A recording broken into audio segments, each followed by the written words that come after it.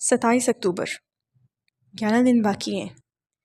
क्या करना चाहिए हमें इन दिनों में जो हमारी तैयारी के चांसेस को मैक्सिमाइज़ कर दे, और कौन सी ऐसी चीज़ें हैं जिनको हमें अवॉइड करना चाहिए जो हमारी साल हर साल की मेहनत पर पानी फेर सकती हैं।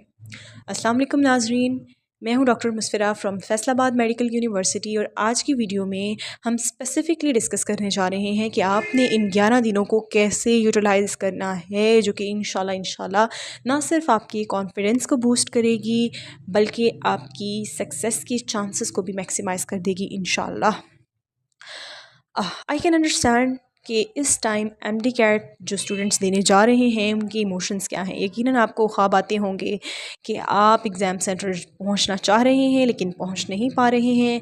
आपकी गाड़ी ख़राब हो गई है रास्ते में, या फिर आप चलना चाह रहे हैं, आप चल नहीं पा रहे हैं। आप एग्ज़ाम हॉल में मौजूद हैं लेकिन आप अपनी सीट पर नहीं बैठ पा रहे हैं। आपसे पेंसिल नहीं चल रही है, आपसे क्वेश्चन नहीं मार्क किया जा रहा है राइट आंसर। आखिरी मिनट है और आप देखते हैं कि आपका पेपर पूरा खाली है और आप फिल करना चाह रहे हैं एमसीक्यूज़, आपसे फिल नहीं हो पा रहा है, या कुछ भी ऐसा, या ऐसा फील होगा कि आपको भूल गया है आपका आज एमडी कैट था और आपको टाइम गुजर जाने के बाद याद आया। तो सब स्टूडेंट्स की यही कंडीशन होती है इन दिनों में जब एग्ज़ाम्स उनके सर पे होते हैं और अजीबोगरीब ख्वाब आ रहे होते हैं। तो याद रखें वो ख्वाब ही हैं और इंशाल्लाह सच नहीं होंगे। तो इसलिए आपने नर्वस नहीं होना है, और जो मैं आपको टिप्स दे रही हूँ उनको आप फॉलो करेंगे तो इंशाल्लाह आई विल प्रे कि आप बहुत अच्छा परफॉर्म करें। सबसे पहले हम देखते हैं कि हमने इन 11 दिनों को कैसे डिवाइड करना है। रिवीजन करनी चाहिए, या एमसीक्यूज़ प्रैक्टिस करनी चाहिए, या कुछ और करना चाहिए। तो चलिए देखते हैं। अब ये वो टाइम है जब तमाम एकेडमीज़ अपने सेशंस एंड कर चुकी हैं, आपको तैयारी करवा चुकी हैं, आपसे रिवीजन टेस्ट्स ले चुकी हैं, और अब आपको छोड़ दिया है आपके हाल पर। अपनी मदद आपके तहत आपने जो करना है सो करना है। तो इन दिनों में हम क्या करें? Let's divide the days. सबसे पहले आज 15 तारीख तकरीबन गुजर चुकी है। 16, 17, 18, 19 और 20 इन दिनों में आपने अपनी एमसीक्यूज़ प्रैक्टिस को पीक पर ले जाना है, मैक्सिमम।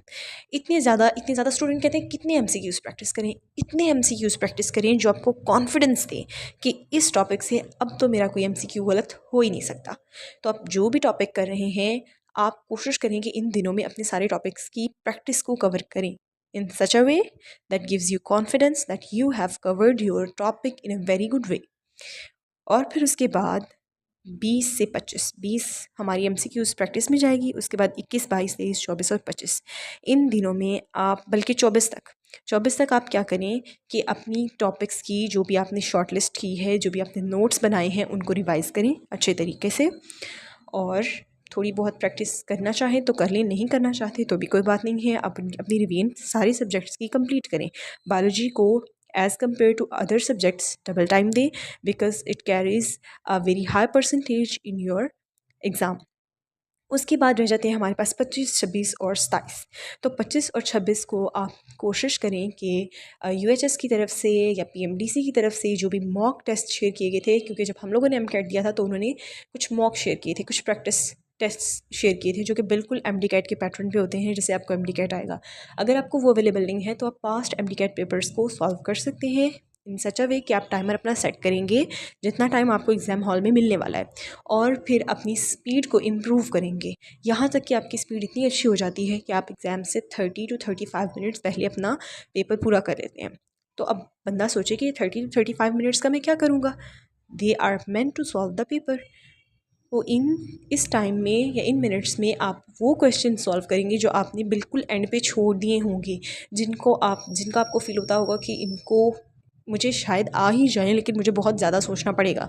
तो ऐसे क्वेश्चंस को कभी भी स्टार्ट में सॉल्व नहीं करते हैं क्योंकि वो आपका टाइम ले जाते हैं, और जब आपका टाइम काफ़ी सारा यूटिलाइज़ हो जाता है तो आप पैनिक हो जाते हैं कि मेरे पास अब बहुत थोड़ा टाइम बचा है, इस टाइम में मैं इतना सारा पेपर कैसे सॉल्व करूँगी। तो ऐसे क्वेश्चंस को एंड पे इन 30 to 35 मिनट्स में सॉल्व करने के लिए छोड़ देते हैं, ठीक है।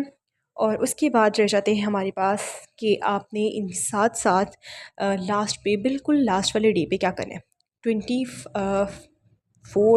एंड 26 को आप 25 एंड 26 को आपने ये मॉक्स प्रैक्टिस कर लिए, और 27 को रेस्ट करें। Believe me, you need rest. इसलिए क्योंकि स्टूडेंट्स लास्ट डे पे टेंशन ले लेके अपने दिमाग का वो हाल करते हैं कि वो इस काबिल नहीं रहता दिमाग के कुछ अच्छा परफॉर्म कर सके। तो अच्छी सी नींद लें, अच्छा सा कुछ खाएं जो आपको पसंद है, अपनी फैमिली के साथ अच्छा टाइम स्पेंड करें। अगर चाहिए करना बहुत मुश्किल हो जाएगा लेकिन आपको करना पड़ेगा अपने जहन को रिलैक्स करने के लिए। और इतनी दुआ करें कि आपका जहन रिलैक्स हो जाए, ठीक है। और इसके अलावा दुआएं करें। हाँ, उस पार्ट की तरफ अब हम चलते हैं कि आपने ज़्यादा प्रैक्टिस और रिवीजन से ज़्यादा किस चीज़ पे फोकस करना है इन दिनों में, वो है नमाज और दुआएं। क्योंकि अल्टीमेटली जो चीज़ आपकी सक्सेस को डिटर्मिन करती है और इस चीज़ को यकीनी बनाती है कि आप अपने ड्रीम मेडिकल कॉलेज में एडमिशन या फिर सीट सिक्योर करेंगे, वो ये है कि आप अल्लाह ताला से कैसे दुआएं करते हैं यकीन के साथ। वो जो सारे आपके इमोशंस हैं ना जो आपने इकट्ठे किए हुए हैं, डिप्रेशन वाले, एंजाइटी वाले, वो ख्वाब आपके कि आप अपने ड्रीम मेडिकल कॉलेज में ओथ सेरेमनी में खड़े हुए हैं और वाइट कोट पहना हुआ है आपने। अगरचे आपको पता चलेगा कि आपके साथ क्या होता है मेडिकल यूनिवर्सिटी में, लेकिन फिर भी बहरहाल वो इमोशंस जो आप फील करते हैं जब आपको कोई कहता है जी ये हमारी फ्यूचर की डॉक्टर साहिबा हैं या फ्यूचर के डॉक्टर साहब हैं, उन सबको इकट्ठा करना है और वेंट आउट करना है अल्लाह ताला के सामने इन योर प्रेयर्स। दुआएं करनी है, दिल लगा के करनी है, बहुत ज़्यादा करनी है। क्योंकि अल्टीमेटली जो एग्ज़ामिनर है जिसने एग्ज़ाम्स बनाने हैं उसका दिमाग उसके हाथ अल्लाह ताला के कंट्रोल में है। और अल्लाह ताला को पता है कि आपको कौन कौन से क्वेश्चन आते हैं और एट द टाइम आप कौन से आंसर को टिक करेंगे ये भी अल्लाह ताला जानते हैं। और अल्लाह ताला इस बात पर कादिर हैं कि आपसे दुरुस्त जवाब टिक करवाएं। और आपका मेरिट क्या बनेगा और आपका मेरिट क्या आपकी ड्रीम यूनिवर्सिटी में फॉल करेगा या नहीं करेगा, all this is in the hands of almighty Allah. तो बेहतर नहीं है कि आप प्रैक्टिस और रिवीजन से ज़्यादा अल्लाह ताला के साथ अपने ताल्लुकात बेहतर करने पर और अल्लाह ताला से दुआएं करने पर लगाएं ये बात। और अगर आपकी ये ख्वाहिश इतनी स्ट्रॉन्ग नहीं है ना कि आपको तहज्जुद पढ़ने पर मजबूर कर दे, तो शायद ये ख्वाहिश फिर ख्वाहिश ही नहीं है या फिर ये इतनी ज़्यादा स्ट्रॉन्ग विश नहीं है। आपको तहज्जुद पढ़नी चाहिए और उस टाइम पे दुआएं मांगनी चाहिए और कोशिश करें फ़र्ज़ नमाज तो इंशाल्लाह हम पढ़ेंगे ही, उसके साथ साथ नवाफिल भी पढ़ें। और जब एग्ज़ाम सेंटर जाएं तो रोल नंबर स्लिप और अपनी ID card, smart card, passport, whatever you have वो लेकर जाएं और लेकर जाना नहीं भूलें। और एग्ज़ाम से पहले तस्बीहात करना, अल्लाह ताला पर यकीन करना मत भूलें। और अल्लाह ना करे अगर आपका एडमिशन नहीं होता है तो बहुत परेशान नहीं हो जाना, पैनिक नहीं हो जाना, क्योंकि स्टूडेंट्स तो इसको ज़िंदगी और मौत का मामला बना लेते हैं। देखिए कैरियर जो है, हम सोचते हैं कि ये चीज़ हमारा फ्यूचर डिसाइड करने जा रही है या कैरियर डिसाइड करने जा रही है। तो first of all we need to know कि क्या हमारी ज़िंदगी भी इतनी है कि हमारा कोई कैरियर या हमारी कोई उसके फ्यूचर का कोई स्कोप हो। क्या हमारी ज़िंदगी में ये वाला पार्ट आने वाला भी है या नहीं है, तो वो अल्लाह ताला जानते हैं। क्योंकि हमारे एक सीनियर जो हैं उन्होंने फ़ाइनल ईयर के एग्ज़ाम दिए हुए थे लिटरली, और वो उनका रोड एक्सीडेंट में उनकी डेथ हो गई और उनका रिज़ल्ट आया, बहुत ज़बरदस्त मार्क्स थे, लेकिन क्या फ़ायदा। वो 5 साल वो एम कैट जो उन्होंने दिया, एडमिशन सिक्योर किया, first year, second year, third year, final year MBBS के एग्ज़ाम्स दिए, बहुत अच्छे मार्क्स लिए, क्या वो उनके किसी फ़ायदे में रहे? बिल्कुल भी नहीं। क्योंकि ना तो वो अपनी डॉक्टर वाली लाइफ को इंजॉय कर सके, या शायद एक दफ़ा भी वो प्रॉपर वाला प्रोफेशनल वाला डॉक्टर बन के उनको जो है वो वाला स्टेटस ही नहीं मिला।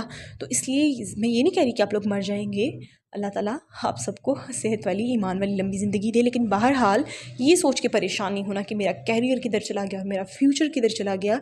क्योंकि अल्लाह ताला अगर एक रास्ता बंद करते हैं तो कई रास्ते खोल देते हैं आपके लिए। और मेडिकल की जितनी लाइफ टफ अब हो गई है ना, वो आपको मेडिकल कॉलेज में आके पता चलेगा। और मेरी दुआ है कि आप एक दफ़ा मेडिकल कॉलेज आएँ ताकि आप लोगों का दिमाग सेट हो कि जो आपको ये ख्वाब आ रहे हैं ना बार बार मेडिकल के, वो कैसे हैं और उनकी ताबीर क्या है, ज़रा आपको मेडिकल कॉलेज में आके ही पता चलेगा।